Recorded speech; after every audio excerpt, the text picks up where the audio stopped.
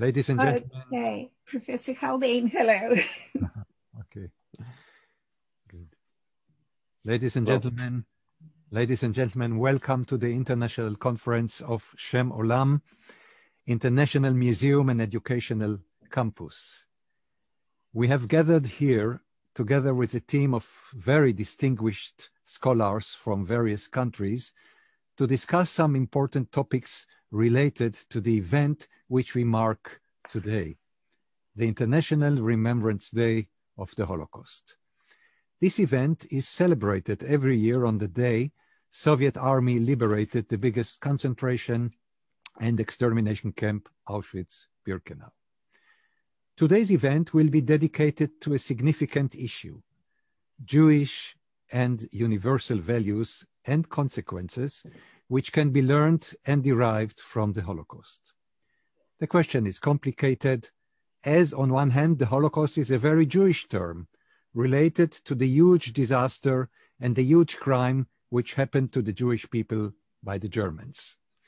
More accurately, the brutal murder of 6 million Jews by Nazi Germany under the coded title, The Final Solution of Jewish Question.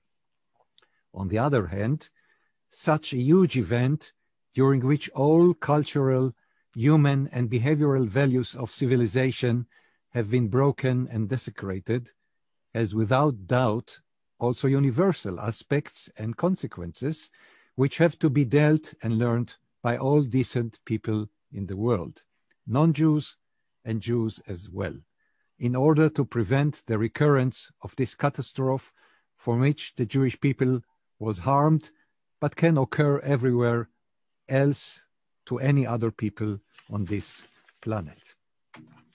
The Holocaust occurred as a result of an extreme anti-Jewish ideology developed by Nazi Germany, according to which Jews are the ancestors of every negative phenomenon in the world, and translated into a deadly murderous ideology that says that the world cannot exist harmoniously as long as even one Jew lives on it.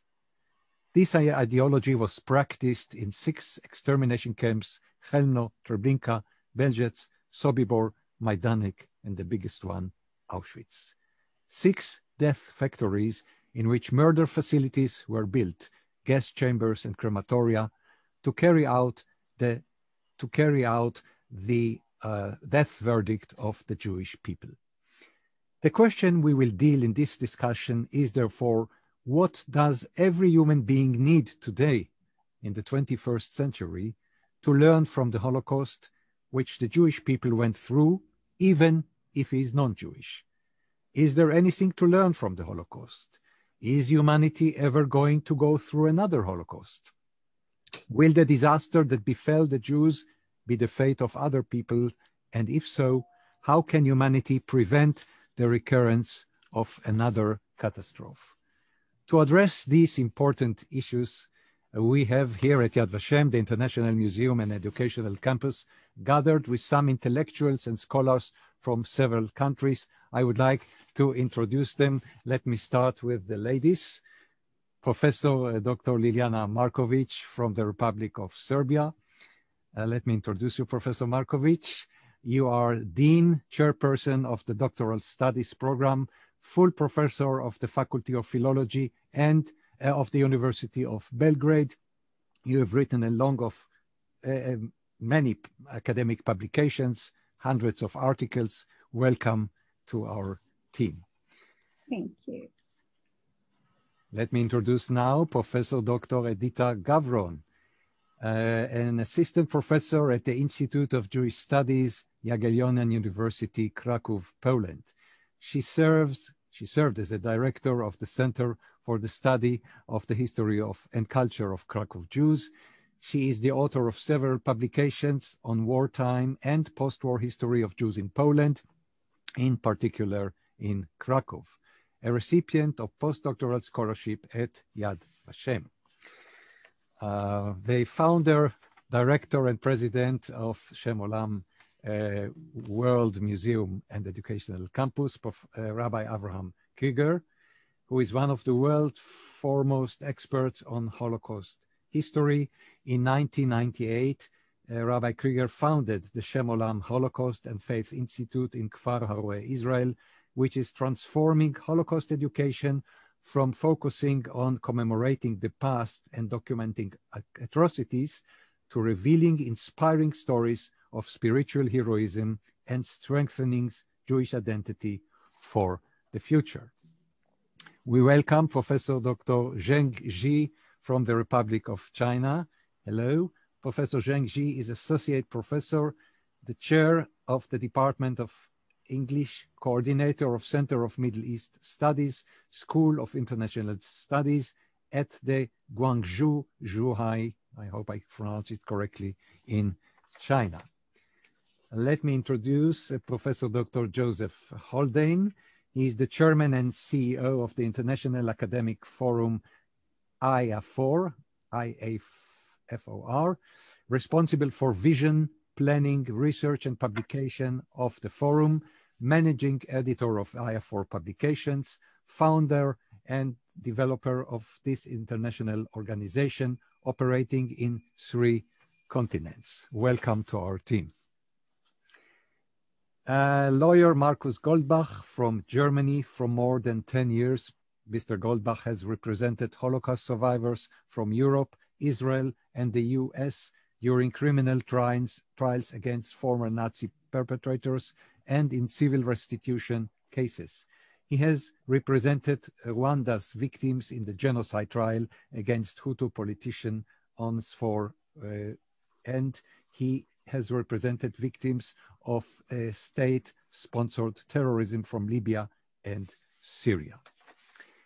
I think I have presented all of our distinguished guests, and I would like now to start with our questions, which I will present to each of you separately. And here is the first question. What are, in your mind, the main lessons and conclusions which can be and should be learned from the Holocaust? Professor Markovich, please start. Thank you. Highly esteemed colleagues, I'm truly honored to be a part of this conference.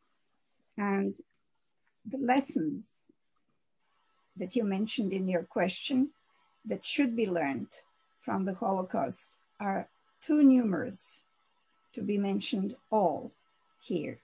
But please allow me to stress that the Holocaust should be studied, it should be spoken of, and it should be analyzed, so that we must form a vision in our minds of understanding it and, of course, preventing its ever happening again. Let me use a few words from ancient Chinese philosophy. There is a well-known principle of the, of the rectification of names and titles, the same principle, which means that each thing should be called by its proper name, and thereby we should prevent any visions and any understandings of things to be blurred. So if we do understand what Holocaust stood for, why it happened, we will be in a better position to prevent its happening ever again. And the first lesson is that it has happened during the Second World War, and it has happened to the Jewish people mainly, but not solely. It has also happened to the Slavonic peoples, to the Slavs, and it has also happened to the Romani. And let me say, it has also happened to people for ideological and different reasons which cannot be justified by anything. And the second big lesson is that it cannot be explained or justified in a successful way. It can never be justified. Even if we explain it and even if we understand the circumstances in which it has happened, it is unforgivable. And our young generations, through the educational system, should be taught exactly that, and much wider than the educational system, because in families, the great grandparents, and parents who have known a survivor or who have witnessed those atrocities themselves are mostly no longer with us. And the young generations are educated and formed in circumstances without having the chance of speaking to a survivor or to someone who knew a survivor or through a direct and convincing argumentation. This makes our task even more important, to learn the lessons and to pass them on, because this is about human values. This is about humanity as a principle of the society and of the world.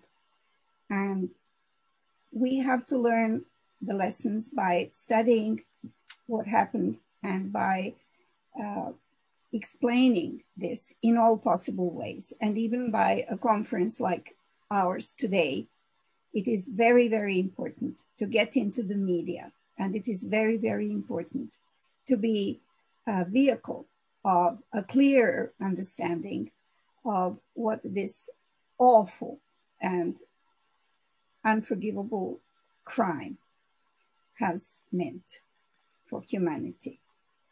It is so important because there is a revision of history going on at the moment. It is slow, it is creeping, but it is nonetheless very dangerous.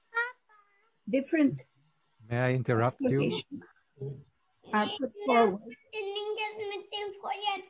for different occurrences. And through an argumentation that distorts the vision of why the Second World War happened and what it stood for. Professor Markovic, yes. I would like to interrupt stop. you Sorry. and give the word to, we are very limited in time. I'm sorry, I apologize. Not at all, I apologize. Thank you so much. Professor Gavron, please answer this question. Focusing on the lessons and conclusions, I'm sure that there are multiple lessons, conclusions, thoughts, and reflections on the Holocaust, and it's hard to cover all of them. But representing in some way Poland here, I would like to refer to the words and experience of a Polish Jewish Holocaust survivor, Marian Torski, who last year gave us a lesson that is based on his own experience, on his own understanding of the process that led to the Holocaust. And his lesson to us, that is for him the outcome of the tragedy and of what happened during the Holocaust, is do not be indifferent. Thou shalt not be indifferent, which he referred to as the 11th commandment, coined by Roman Kent, another survivor. So in looking at the lessons and conclusions, we should listen to the survivors, because certainly their reflections are much stronger, and their understanding of the process is much deeper than whatever we can imagine. And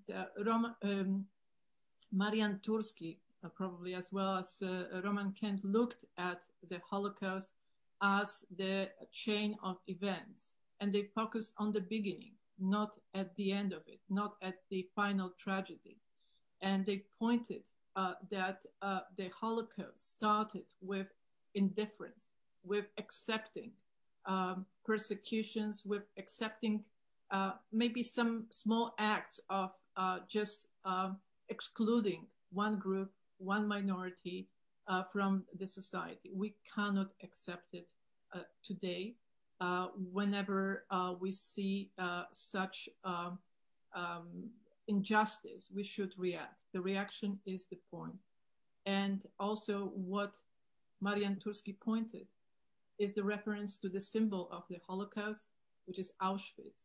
And he said that Auschwitz happened in the past, but if we are not reacting to the injustice, to intolerance, Auschwitz can happen anywhere and anytime. but we have to remember, and that's the lesson from the Holocaust. It didn't fall down from heaven. It started with the small steps and indifference of the people. Thank you so much. Professor Zhengzhi, please. Thank you. My answer is I think it's quite simple, though we know that there are many conclusions can be drawn, many lessons that can be learned. But I think the biggest lesson that could be learned from the Holocaust is that human beings must stand up united to fight against and prevent crimes against humanity itself, and to condemn and stop any attempt to label certain human groups as inferior or even non-humans. And any movement claiming that a better society, a utopia, must be built upon the bones and ashes of people who are regarded as natural enemies, whose only crime perhaps is having been born into a certain nation or certain race. Well, that's my answer. Thank you. Thank you so much. Professor Haldane, please. I'd obviously like to echo what other panelists have said, but I think one of the clearest things, and this echoes the point in particular of the previous panelist, Professor Zheng there, that there is nothing more than a human, and it follows that there is nothing less than a human.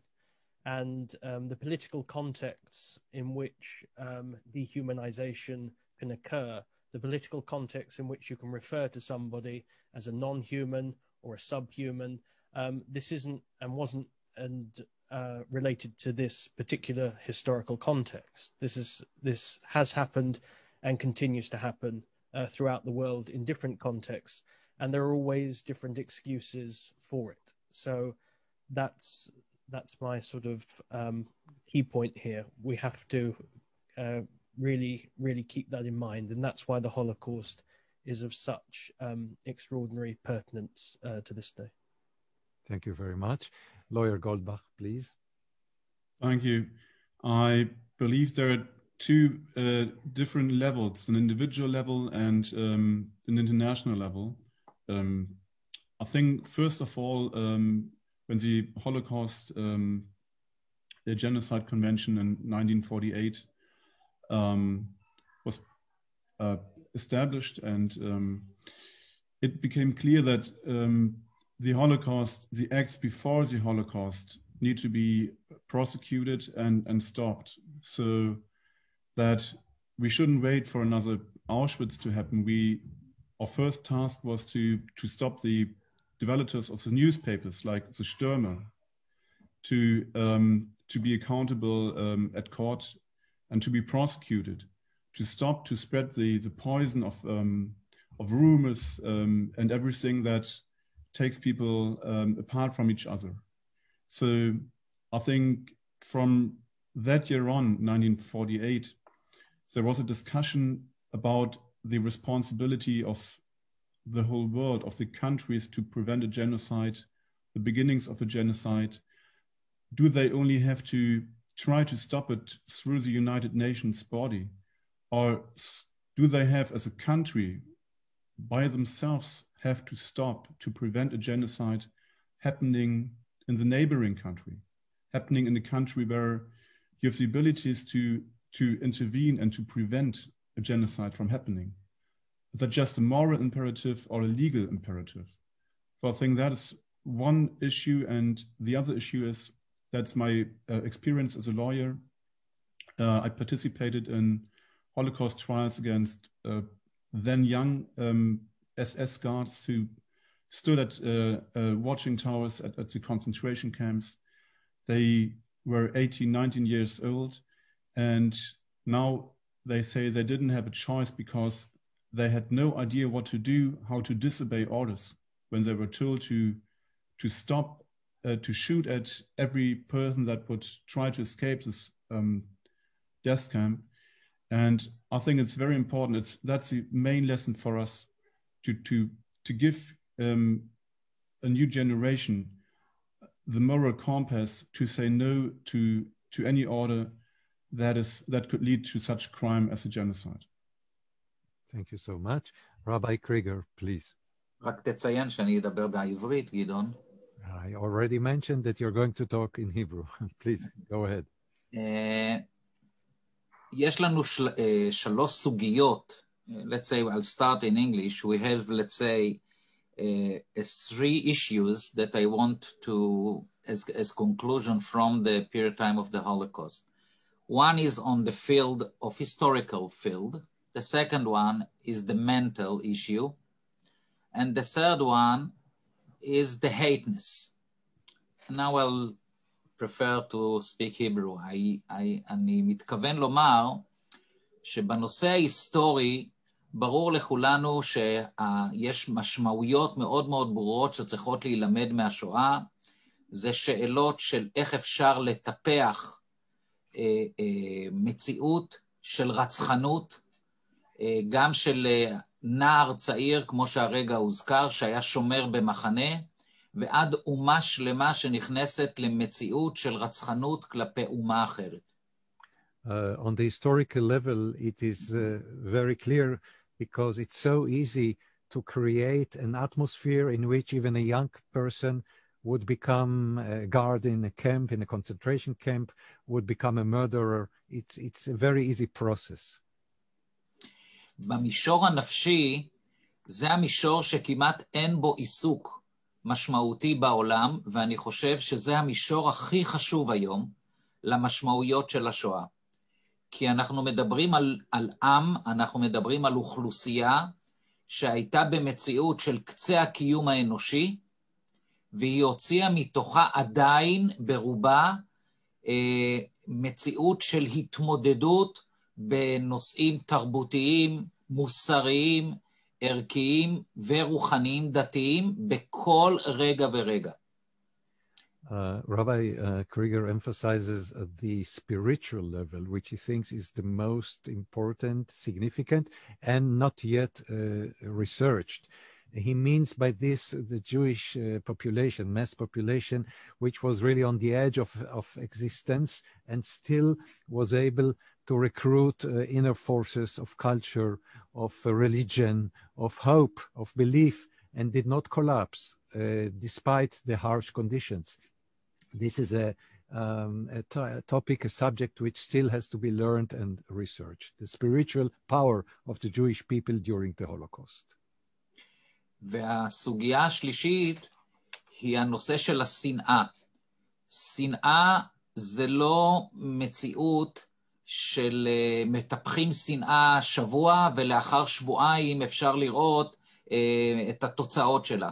אנחנו יכולים לראות ששנאה אפשר לטפח במשך מאות שנים ולחשוב שהיא לא כל כך נוראה, כי הנה לא יצא מזה נזק יותר מדי היום וקיצוני, אבל במהלך השנים ולאחר לפעמים מאות שנים, הנה היא יכולה להגיע בדיוק למקום שהגיעה השואה של העם היהודי, של ניסיון של השמדה טוטלי. And the third topic is hatred. Hatred can be developed systematically for hundreds of years, and people say, oh, it's not so bad, nothing will happen. But we see what happened after hundreds of years of hatred against the Jewish people. It culminated in the shape of Auschwitz and then Treblinka and Majdanek. So hatred is dangerous and should be stopped at the beginning, not to let it last for hundreds of years. תודה רבה, הרב קריגר. Allow me now to turn to question number 3, because the second is a little similar to the first, and the question reads, is there no danger that the universal view of the Holocaust will greatly obscure the uniqueness of the Holocaust and distort its true essence as the catastrophe of the Jewish people? Again, the ladies first. Professor Markovich, what is your answer? Thank you. Well, I do not fear that the international view of the Holocaust and its meaning will distort in an unfavorable way its understanding as the catastrophe of the Jewish people, because simply Holocaust was the catastrophe of humanity. the catastrophe of the Western civilization, which was built up through philosophical, or shall I say unphilosophical, immoral and other mental preparation of its happening. And this was universal. This was against anyone who is different in any way. And of course, the Jewish people were hardest hit because the Jewish people had 6 million victims. But the other peoples, the Romani, the Serbs, the Poles, many other Slavonic peoples have been also the victims. In the Balkans, we also had something like Auschwitz, and Professor Greif is the greatest expert on this. He wrote a famous trilogy, 3 great books treating this, the origins of such ideas which are against humanity, its representation, the 700,000 victims in the Auschwitz, in the Jasenovac concentration camp, which is in present-day Croatia, testified to this, that this has not been only the catastrophe of the Jewish people, it has been the catastrophe of many races, of many peoples, and in that sense, a global catastrophe, maybe the first global catastrophe on that scale. Thank you so much. Professor Gavron.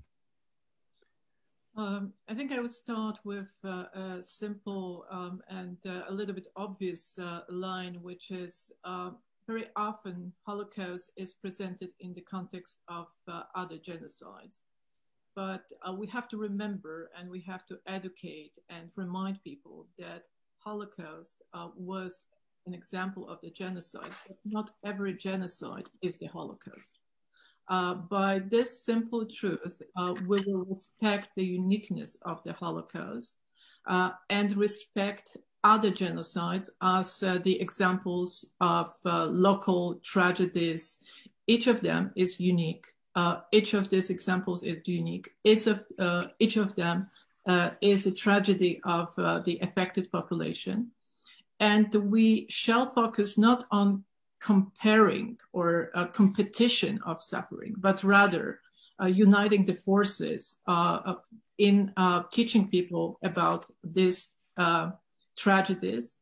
And Holocaust certainly can be referred to as the great tragedy of Jewish people, but it has to be respected.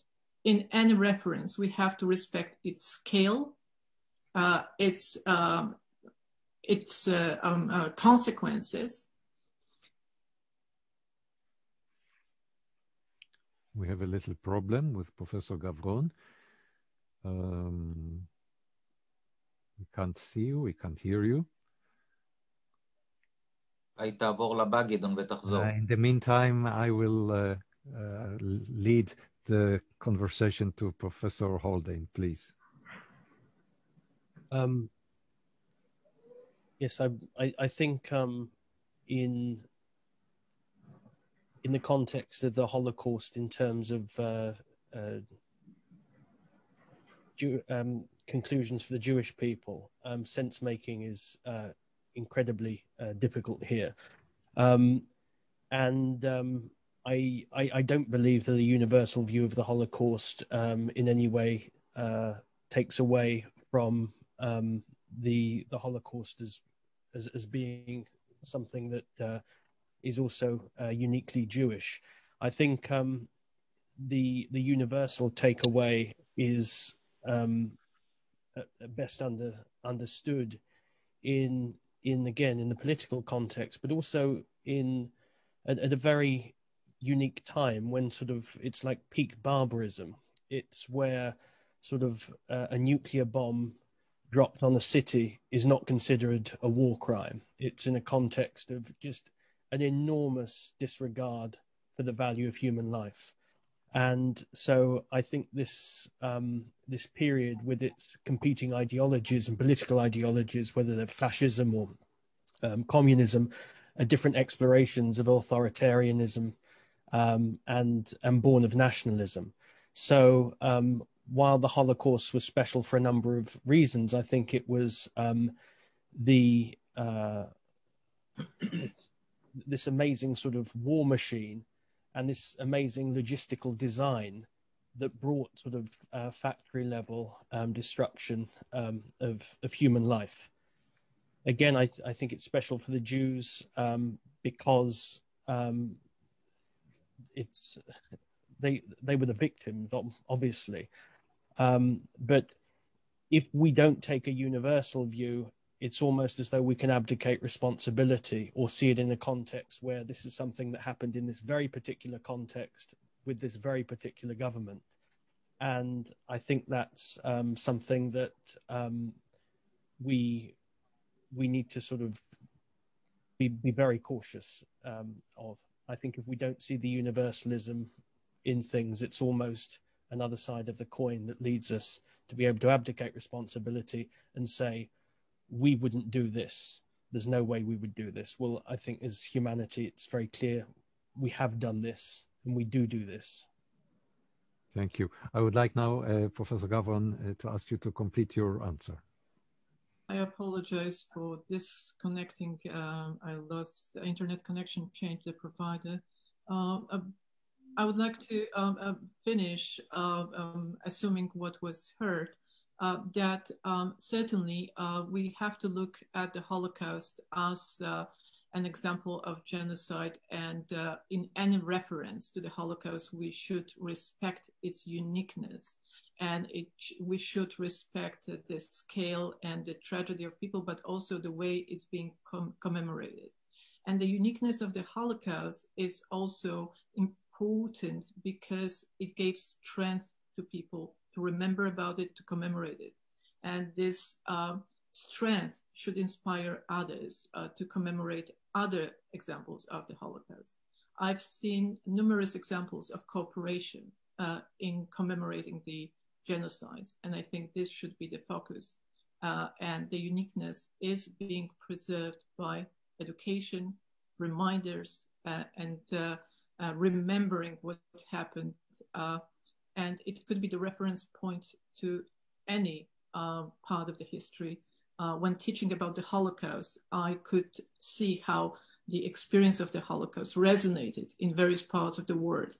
People in Australia can find some references in their own land. People in United States find some references in their own history.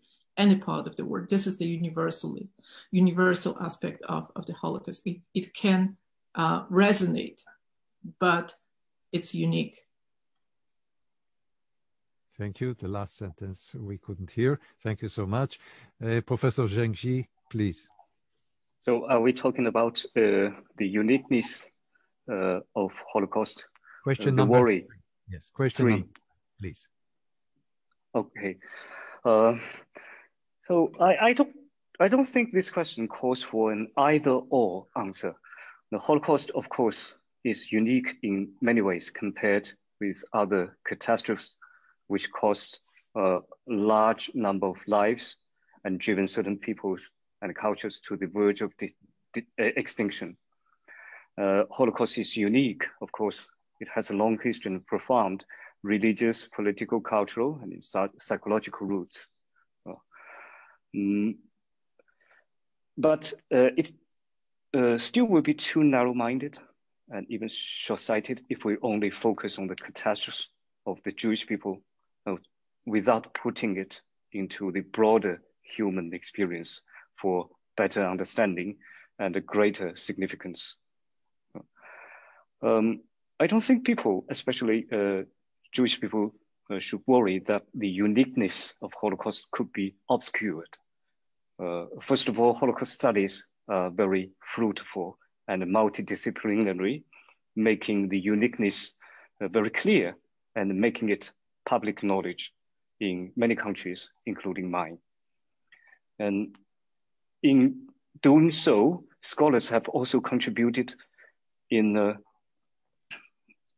integrating Holocaust into the broader human experience for our human community of shared destiny. It is already clear that the uniqueness and a great general significance coexist and cooperate each other very well. Now, it is also human nature to connect other people's suffering with our own, and in doing so generate greater sympathy and courage.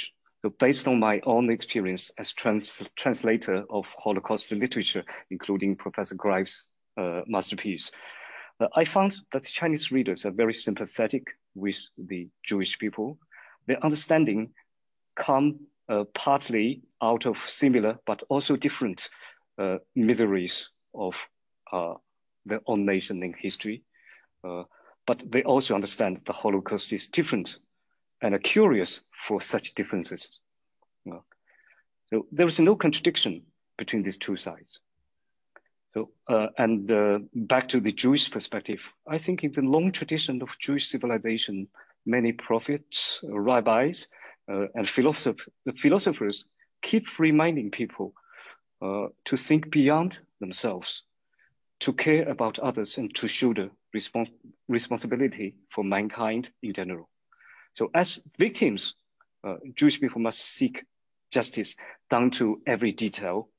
As humans, we must think and care broader and gather more strength by standing with others. So my point is clear. Holocaust memory will only grow stronger while integrated into broader human experience, and this will not obscure its uniqueness at all. Thank you so much. Thank you very much. Lawyer Goldbach, please. So I fully share the thoughts of Professor Shi and Professor Gavron and the others. I just would like to add that the Holocaust is unique in many ways. And the matter of Holocaust prevention is universal. That's what affects the whole earth, the whole community of countries. And it is said that humanity itself will not survive another Holocaust. And I absolutely think that that is right. Did you complete your answer? Yes. Thank you so much. Rabbi Abraham Krieger, please. אני חושב שאני חולק כאן על חלק מהעמיתים שלי, ואני חושב שאנחנו מבלבלים בין האוניברסליות של השואה במובן שזה נושא שצריך להילמד ולהיות ברור בכל המין האנושי, לבין מהי המשמעות שאנחנו לוקחים לכל המין האנושי. אני, אולי גדעון, אולי במילה אחת. אולי תיתן לי לתרגם רק את הפתיח. Rabbi Krieger does not accept all the opinions which were expressed by... Not all, I mean... part of it, by the distinguished scholars here. He thinks we confuse between the universal values of the Holocaust as a topic which should be learned and the meaning for the world culture, which should be derived from the Holocaust. They should be separated, these two channels of what we learn, what the consequences of the Holocaust are. And now he's going to explain to us. הנקודה, ופה במציאות שכזו, אני חושב שזה קורה כי ככל שאנחנו מתרחקים מהשואה, באופן טבעי, בכל אירוע, אנחנו פונים לראייה יותר רחבה של האירוע. זאת אומרת, בעשורים הראשונים, התמקדנו בעצם האירוע, ובכלל לא הייתה שאלה לגבי מידת האוניברסליות. אבל היום כשאנחנו מתרחקים, יש משמעות, אני חושב, שונה למידה של האוניברסליות שאנחנו יכולים לצקת לתוך הסיפור של השואה.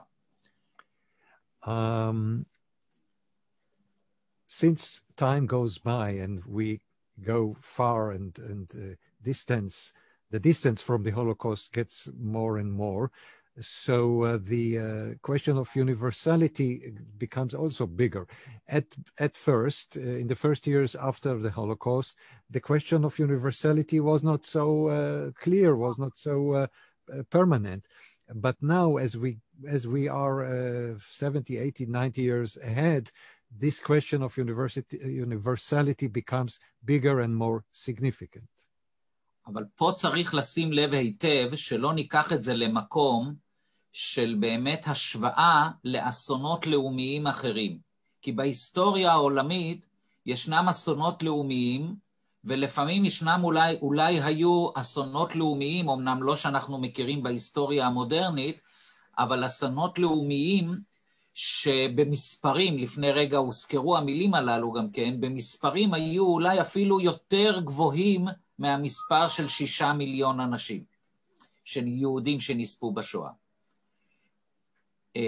אני אמשיך אולי, ולכן אני חושב שצריך לשים לב, בשואה זה לא ג'נוסייד. זה לא, הפוינט הוא לא הג'נוסייד, הוא לא הרצח של העם. הפוינט הוא שיש כאן שתי ציוויליזציות שנלחמות האחת בשנייה. לא מרצון, אבל הן נלחמות האחת בשנייה. יש ציוויליזציה שהאדירה את הכוח ואת העוצמה, גם הפילוסופים, גם התרבותים, אבל הם ראו בזה כוח, לבין ציוויליזציה עתיקה, שהביאה איתה את המסרים של המוסריות ושל הערכיות ושל הרוחניות. רגע, תרשה לי לתרגם, a lot to translate. I hope I will make it. בקצרה, גדעון, כי... Rabbi Krieger thinks that we should not compare the Holocaust to other disasters or national disasters only based on the number of victims. He thinks or emphasizes that we have here two civilizations, a struggle between two civilizations, one which is very powerful, very aggressive, and the other one which emphasized the morality, moral values, spiritual values. This is a struggle between two main civilizations which not willingly fought one with the others. ולכן השואה בשונה מג'נוסייד אחר, הוא לא גיאוגרפי, הוא לא מתמקד באיזה אירוע נקודתי של סכסוך כזה או אחר, כמו שאנחנו לרוב מכירים את הרצח עם שמתבצע בעולם וגם מתבצע לעתים אפילו בימים הללו. הוא סיפור אחר לגמרי, כי האומה הגרמנית יצאה ללכוד יהודי בכל מקום בעולם, מבחינתה גם אם הוא היה מישהו שכבר היה עמוק בתוך חברה אחרת לא יהודית.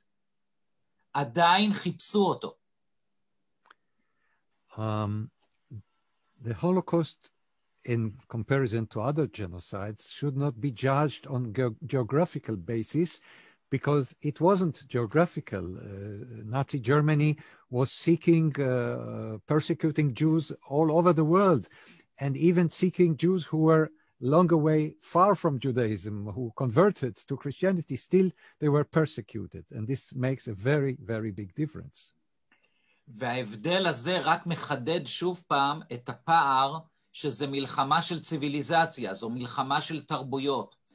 ולכן אני חושב שאנחנו צריכים, האוניברסליות שאנחנו צריכים לקחת מהסיפור של השואה, זה לקחת את אותה תרבות שאומרת שגם כשאתה ויקטם, גם כשאתה הנרצח, גם כשאתה בתחתית המדרגה, אתה חייב להוציא מתוכך ואתה מחויב לערכים שלך, לא פחות ממה שהיית מחויב בימים של קודם.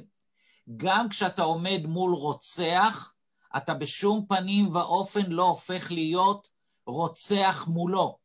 אתה בא עם העולם שלך אל מול עולם של רצחנות.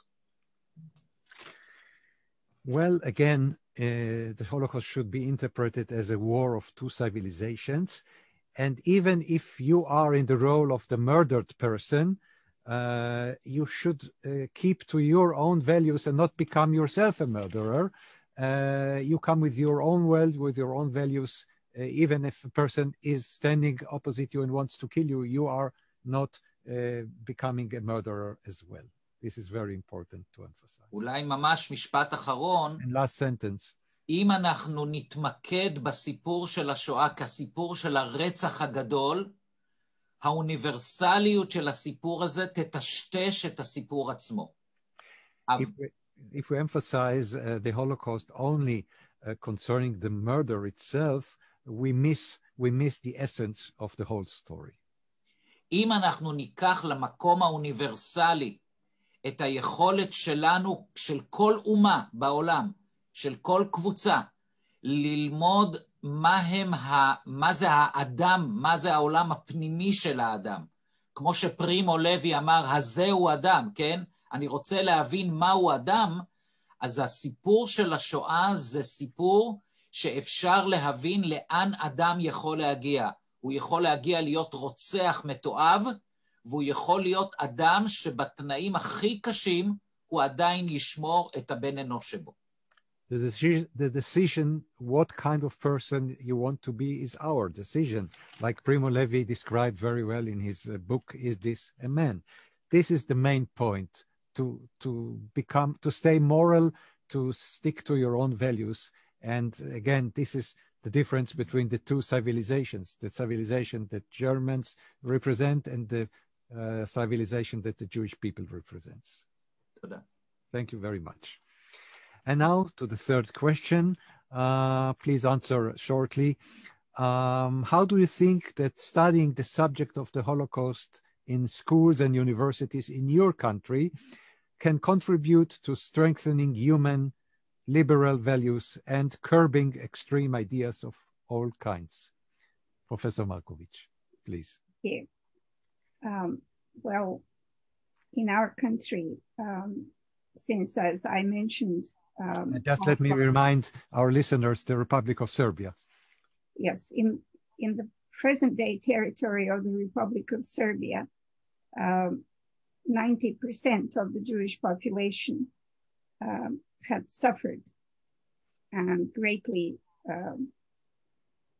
paid the highest price of the Nazi governance of Serbia during the Second World War. And as I said, some 300 kilometers to the west from Belgrade, in present-day Republic of Croatia, there was this concentration camp called Jasenovac, but by our dear and world famous and renowned Professor Gideon Greif, it was described as the Auschwitz of the Balkans. It was the result of the same ideology, the Nazi ideology, and it was, of course, primarily targeted against the Jewish population. But as I mention again, and I think it only gives the universal strength to this, the other people suffered from this ideology of racism and hatred and extermination of anyone who was not of Aryan race. So our schools have always taught about Holocaust, about its essence, but not to a sufficient degree. And as the time passed, we are now at this turning point where we have to intensify our teaching and our work, such as publishing work, talking about this work. We have to engage the media to explain over and over again to the general public what had actually happened. We are doing a lot. We have been doing a lot because this has been something that we felt very strongly with the Jewish population of our geographic space. But we also felt very strongly that this has to be re-explained, as I mentioned, because of the difference in the family systems now, with a less chance of meeting the survivors and talking to them. And also because as the time goes, the media have a power of, and the film industry of explaining to the people. This year's very touching film, it's called Dara from Jasenovac. It is a story of a woman who had been the sufferer, one of the 700,000 victims. This film has proved to be more powerful than all of our teaching, than all of our conferences. But it has been inspired by Professor Greif's work. He was the first brave person to write a book on this topic, and then to complete another 2 books, making a trilogy that explained to all these new generations and helped our educational system from nursery school to doctoral school to explain to people how dangerous such an ideology is and what it translates into. I agree entirely that this is a matter of civilizational decadence, that something like that could have happened as a thought, but it is not something that we can consider to be once forever completed. We have to work on it constantly. Thank you. Thank you. Let's now do a journey to Poland. Professor Gavron, please. Certainly this journey in Poland, around Poland, can be a long one, because such is the journey of Poland and Polish people when learning about the Holocaust, when acknowledging the various aspects of the Holocaust, and finally having some reflection of what happened and what we can learn from that. I would try to be brief by saying that in Poland, we have experienced a long time of forgetting about the Holocaust or diminishing the role of the Holocaust during the communist period. So when we talk about the education about the Holocaust, when we talk about the reflections on the Holocaust and what kind of values we can today teach young generation, we talk about the past approximately 30 years of the post-communist Poland, when first research, then education about the Holocaust could be provided, it was possible in general without more or less some censorship. And first of all, one has to understand in Poland that Holocaust is the part of Poland's history.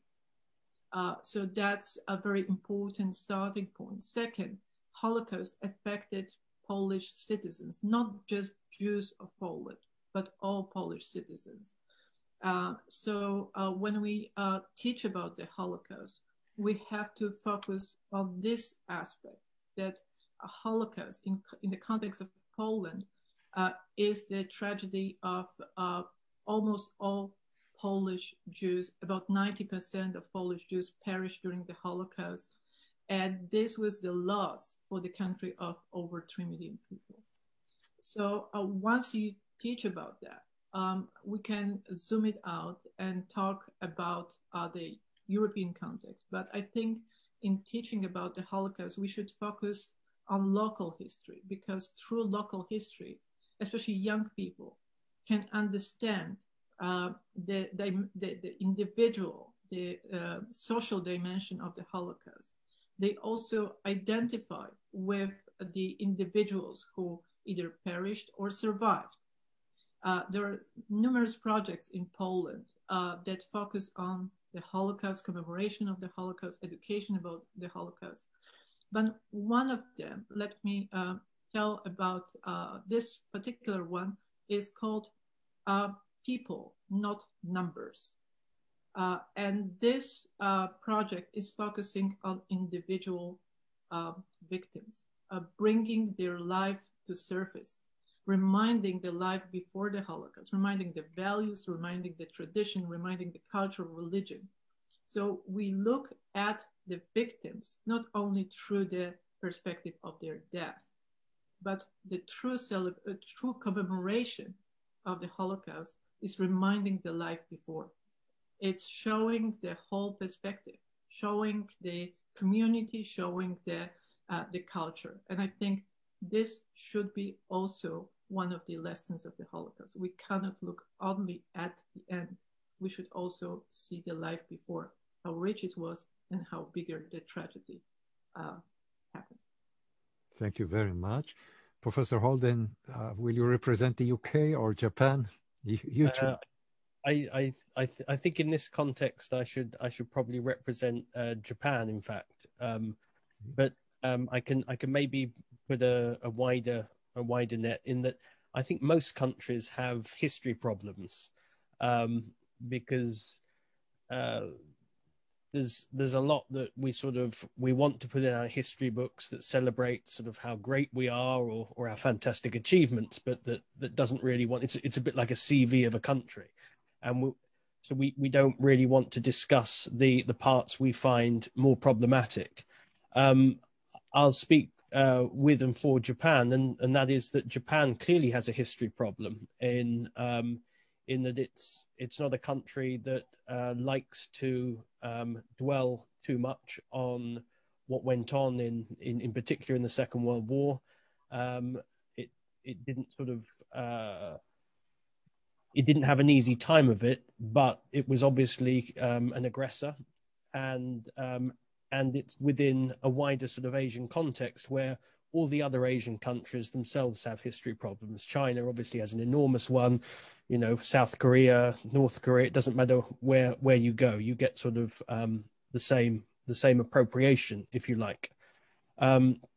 So in terms of how it can contribute, I very much liked the rabbi sort of positing that as sort of two different like visions of what the world might be. And so I think that's an important thing, that history is an extremely important but contentious area of study.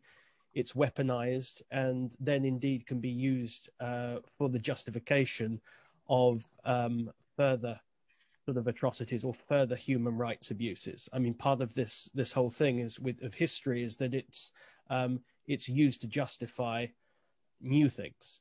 And so this is where history is incredibly difficult and incredibly contentious.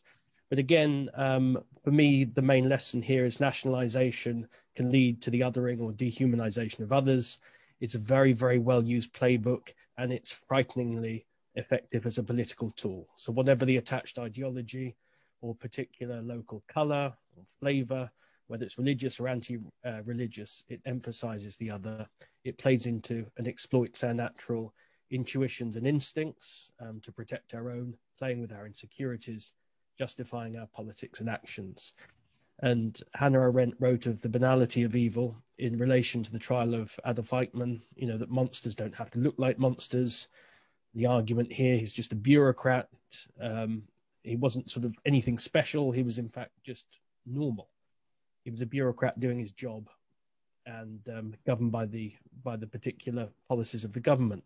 And of course, this plays into this thing of we do have and we can have a responsibility as individuals to hold ourselves to account and to hold others account. And I think that's the most important thing that you can teach universally around the Holocaust.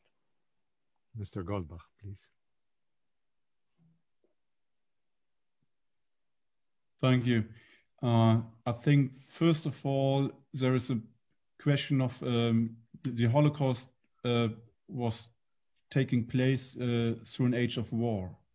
And as someone who comes from Germany, the country of the perpetrators of the Holocaust, I think it's quite important to understand that we had the Reichskristallnacht before, but that was in a frame that was a pure phase of anti-Semitism, but it was not even close to the events of the Holocaust that happened afterwards.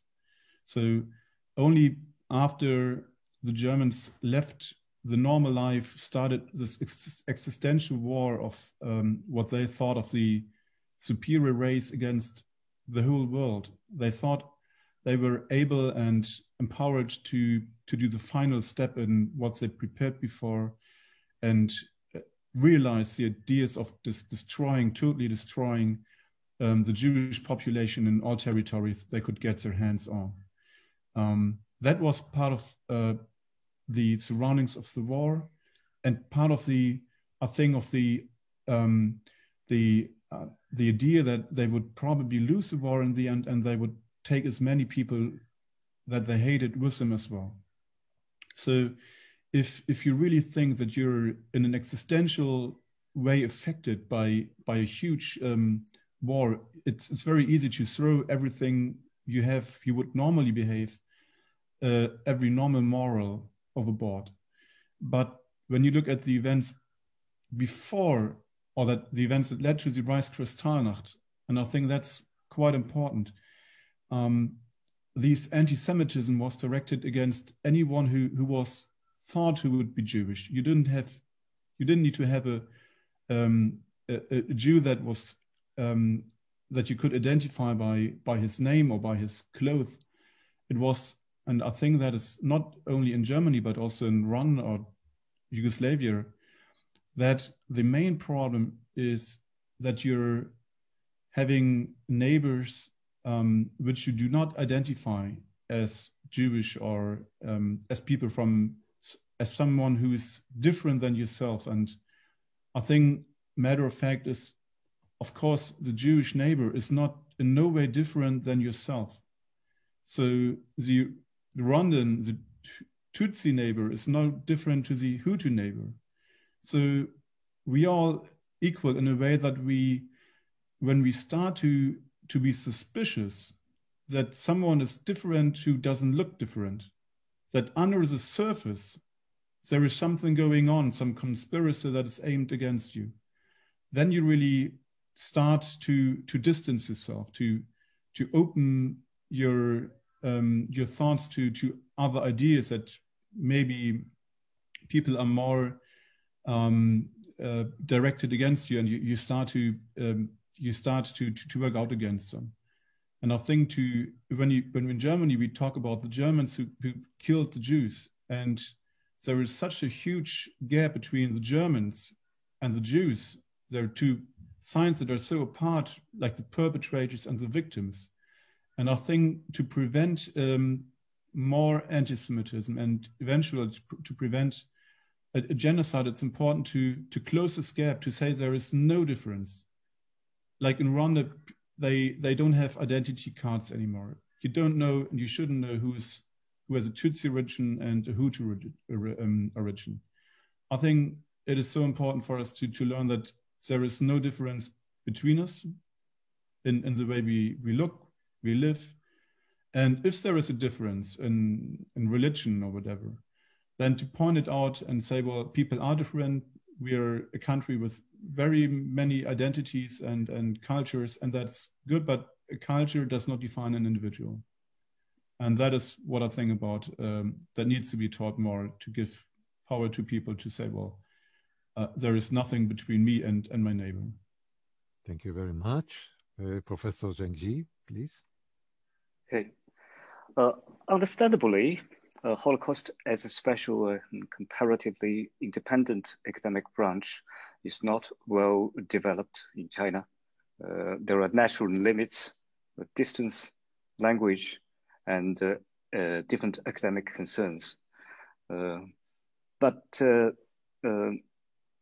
teaching and learning Holocaust is by nature is a process of moral education. And good moral education is much more than repeating some ideas that the Nazis are evil and Jewish people and other people suffered. So it's about how to eliminate ignorance and prejudice. So studying Holocaust is a process of exploring knowledge in many fields, history, politics, religion, philosophy, etc. And even a very general introduction to Holocaust will enhance people, especially young people's awareness to the variety of human civilization, to urge them to reflect upon humanity and justice, and encourage tolerance and unity. For Chinese schools and universities, I think the students have good chance to get some basic information while they're learning world history and literature, other fields. And I think in China, textbooks present Holocaust history very well, though comparatively short. For Chinese schools and universities, students have good chance to get some basic information, and some even have access to special courses focusing on Holocaust, and it proved very positive and fruitful. Okay. Thank you. Rabbi Krieger, please. אני רוצה אולי לחלק את זה לשני חלקים. החלק האחד הוא מה צריך ללמוד, והחלק השני הוא איך צריך ללמוד. לגבי מה צריך ללמוד, אני חושב שאנחנו צריכים לזכור את הנקודה הבאה, שבמלחמה הגדולה הזו של בין רוצחים לקורבנות בתקופת השואה, העם היהודי כקורבן לא בחר בפסיביות. הוא בחר באקטיביות, אבל לא באקטיביות של כוח הזרוע, אלא באקטיביות של העולם הפנימי והנפשי והרוחני. וזה שיח אוניברסלי שצריך באיזשהו מקום להיות עמוק עמוק היום בתוך החינוך, שאנחנו בוחרים לא בכוח הזרוע, אלא אנחנו בוחרים בכוח הפנימי, הערכי והמוסרי. תרשה לי לתרגם. So, Rabbi Krieger thinks we have to divide the topic into two parts. What we should learn from the Holocaust and how we should learn from the Holocaust. And the most important thing concerning the first part is that we deal with murderers and victims, but the victims did not use power to fight against their perpetrators, but they used the inner power of morality, of values, of belief, of religion, and in this context they were so different from their murderers. So this is concerning what should be learned. הנקודה השנייה היא איך ללמוד. אני חושב שאנחנו היום חייבים בעולם המודרני שלנו, שמדבר בשפות חדשות, אני לא מדבר בשפת הדיבור, אני מדבר בטכניקה של שפת הדיבור, שהיא שונה לגמרי, ואם אנחנו לא נתאים את עצמנו לשפות הללו של הצעירים, אנחנו עלולים לאבד את הדורות הבאים. תרשה לי רק לתרגם. We live in a modern new world in which there are new languages of the young people, really new languages, and we have to adapt ourselves to these languages, otherwise the young people will not understand what we are going to tell them. אנחנו למשל אימצנו בשנה האחרונה, לקחנו את גדולי הזמרים והזמרות בארץ, שממש לא מתחברים ברגע הראשון בתודעה לנושא ההיסטורי וגם של השואה, ולקחנו שירים שנכתבו בתקופת השואה, שירים שכל אחד מהם הביע אבל לא את המוות ואת האובדן, אלא הביע את העוצמה ואת התקווה. כל אחד מהם הלחין אותם, איבד אותם ושר אותם. וזה הפך להיות, השירים הללו הפכו להיות חלק היום מהשפה ומה שמתנגן באוזן של בני הנוער. ובעקיפין מתנגן באוזן שלהם, מעבר לשיר של אותו אליל נוער, מתנגן משהו מאוד מאוד ערכי, מאוד מאוד משמעותי, שמסקרן אותם, כי אם אותו אליל נוער, אותו זמר גם יכול להגיד מילה או שתיים או משפט על הרקע, והוא אומר את זה, זה מסקרן אותם, וכך אנחנו מביאים אותם להכיר וללמוד את התוכן היותר רחב של הסיפור. Rabbi Krieger gives a very nice example of the Shemolam International Museum and Educational Campus. The project was the following, giving lyrics written during the Holocaust time to modern composers, stars of music, of rock, of pop music, and they composed those lyrics and the songs became very popular. So the young generation now sings those songs, and when the singers give the background of the Holocaust, the young people become very interested and curious to know what is about, what is this song which is so popular and that we sing all day long, and this has a very big value of educating for the Holocaust knowledge. and understanding. אגב, כדי להיות משוכנעים שזה באמת פועל כך, עשינו גם הרבה פעולות לאחר מכן, שעוקבות אחרי התלמידים והסטודנטים, לראות מה ההשפעה שנוצרה באמת, והתוצאה הייתה פשוט בלתי נתפסת. אנשים שבאו ואמרו בצורה ברורה, הנושא הזה הוא מחוץ לתחום שאני הייתי רוצה לעסוק בו, זה הפך להיות פתאום נושא מאוד מאוד חשוב בתחום העניין שלהם.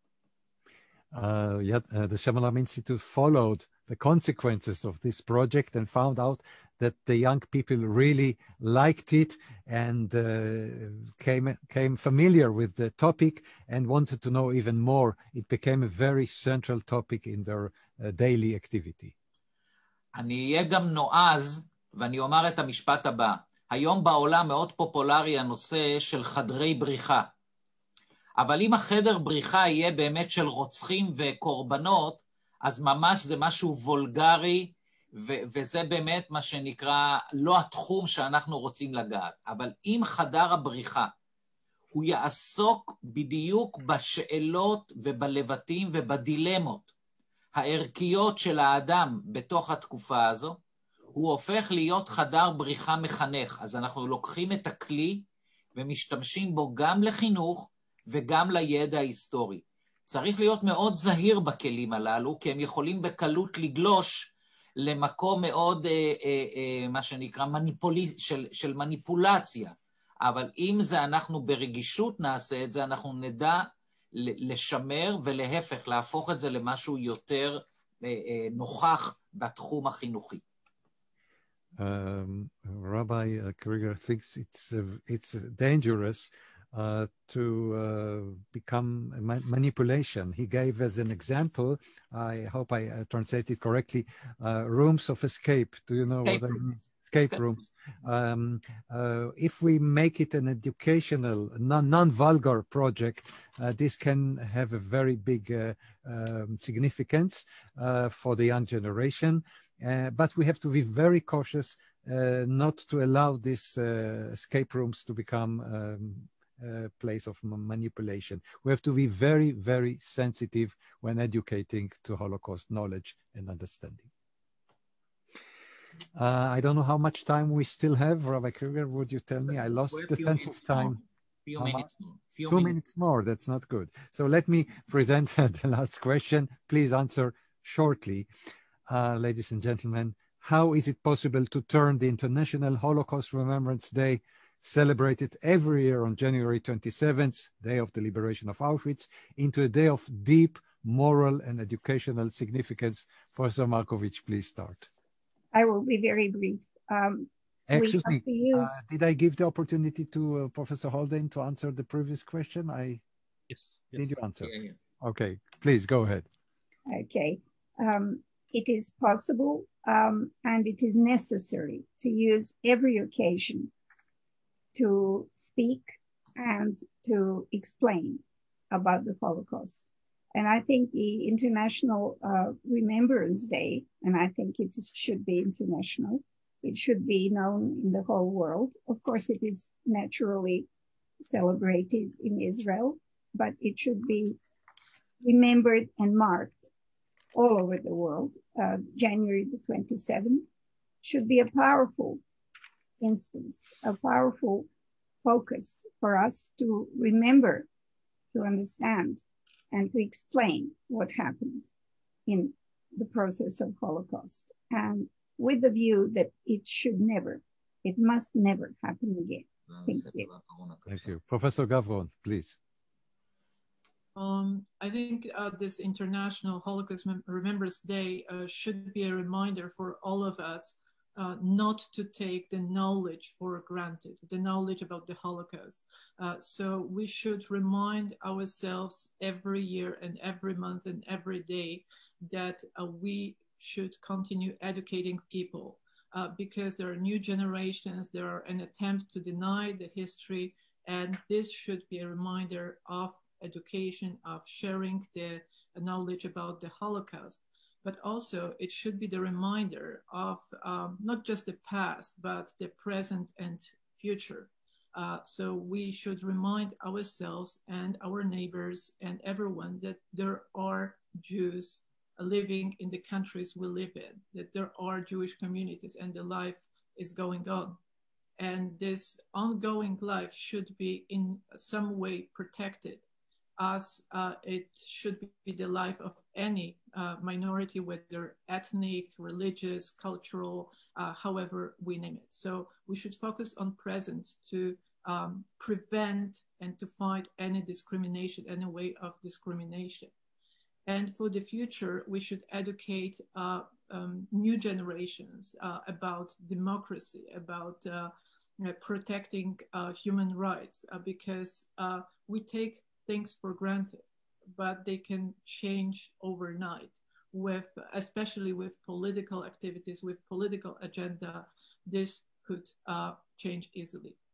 And last thing, International Holocaust Remembrance Day is almost every year. This year is different, gathering a lot of politicians on the site of Auschwitz-Birkenau. And I think one of the messages on this day is not just to societies and the ordinary people, but also to the leaders. Do not allow things like that to happen in your countries, in your societies. And I think this should be the message passed, not just by the survivors, because they will disappear soon, but we should carry their lessons. We should be the witnesses. Thank you. Professor Holden. Again, to use this day to underline the universal lessons that can be drawn for this through comparative and contemporary or more geographically or culturally relevant cases and I'm speaking here in reference to, in particular, to Japan and to the Asian context, where otherwise there's no easy sort of plug-in. But I think again, if we're to use the Holocaust Remembrance Day of something, it's to underline the moral education that is essential. Thank you. Professor Zhengji. Okay, I think the Holocaust Remembrance Day has already been a day of deep moral and educational significance. So by honoring this day, we are not only mourning victims, but also reflecting upon the fate of humanity and our responsibilities, Jews and non-Jews alike. But this day becomes more meaningful only when more people around the world know about Holocaust and know the significance of it. So we should do more to put knowledge of Holocaust into the hands of the public, giving them a chance to understand the significance of this day and to think and act accordingly. And translation and publication play a very important role. That's what I have been doing. Thank you. Lawyer Goldbach, please. In Germany, of course, this day is the day of feeling of guilt for the things that were done by our ancestors. And I think we should also stress out that it's a day to remember the losses we as a German community had, because we lost so many people, Jewish neighbors, and that's our German heritage that we lost in here.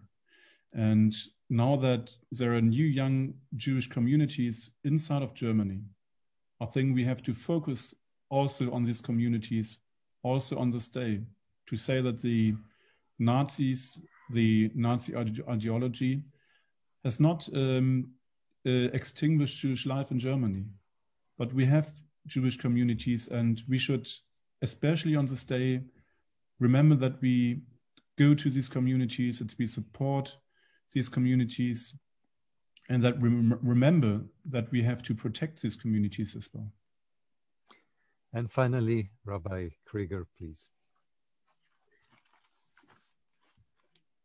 לא שומעים. Okay, sorry. יום השואה הבינלאומי, אני חושב שצריך לקחת אותו לעוד צעד אחד קדימה, והוא באמת להפוך אותו לבינלאומי. ובינלאומי אני מתכוון במובן שזה יום שקהילות שונות צריכות לפעול יחדיו בנושא של השואה. זה יום שחברות שונות צריכות לפעול יחדיו בנושא של השואה. זאת אומרת, אפילו מדינות אולי שונות, לוקחות על עצמם באותו יום ללמוד יחדיו, אוניברסיטה זו עם אוניברסיטה זו, בית ספר מכאן לבית ספר משם, וזה יכול להיות בין מדינות, בין חברות, בין קהילות. באופן הזה אנחנו לא רק מדברים על הנושא, אנחנו גם מנכיחים אותו, ומראים באמת עד כמה אנחנו מנסים ליצור מציאות שחברה אחת מטשטשת או משכחת את האיבה שייתכן ויש לחברה אחרת. ודווקא הייתי מחפש לא את החברה שקל לי לדבר איתה, אלא דווקא אולי את החברה שיותר קשה לי לדבר איתה. יכול להיות שלשנה הבאה זה יכול להיות הקריאה הגדולה שתצא מהפורום הזה, מהפאנל הזה, שבא ואומר, אל תיסגרו בתוך עצמכם, תצאו לקהילות אחרות. Well, Rabbi Krieger thinks that we have to take the International Day of Remembrance one step further, in which communities and countries should cooperate, making some projects together and not stay within their own borders, and especially to join communities with which there is some kind of enmity. By doing this, we will give the Day of Remembrance its real essence of cooperation and fighting against hatred and prejudice. Anything else? אתה רוצה להוסיף משהו? אני רוצה אולי רק לנצל את ההזדמנות, להודות לכולם על הרצון ועל ההשתתפות הערה והחשובה בפאנל הזה, ואני חושב שכאן, מה שעשינו כאן היום, הוא כשלעצמו קריאה גדולה לעולם כולו, להכיר עוד הפעם בכוח של ההישרדות, שלא מגיע בכוח הזרוע, אלא מגיע מכך שאנחנו מדברים וקשורים כל הזמן לעולם הנפשי שלנו. וכשאנחנו קשורים לעולם הנפשי שלנו ולערכים שלנו, זה לא רק נותן לנו איזה משהו תרבותי, זה נותן לנו גם משהו קיומי. Rabbi Krieger would like to thank all of you for your participation on behalf of the Shemolam International Museum and Educational Campus. And he thinks that even our conference today is a very strong call for the world and the message that power should not be an aggressive one. It can be the power of the heart, of our feelings and inner, our values, our culture. This is, he thinks, the main call which comes out from this important conference. And I also would like to thank all of you, Professor Markovich, Professor Zhengzhi, Professor Holden, Professor Gavron, Lawyer Goldbach, you, Rabbi Abraham Krieger. We dealt with universal values versus Jewish values. Thank you so much for dedicating your time for us here at Shemolam Institute in Israel. All the best to you, and shalom. Thank you Shalom. so much. Thank you.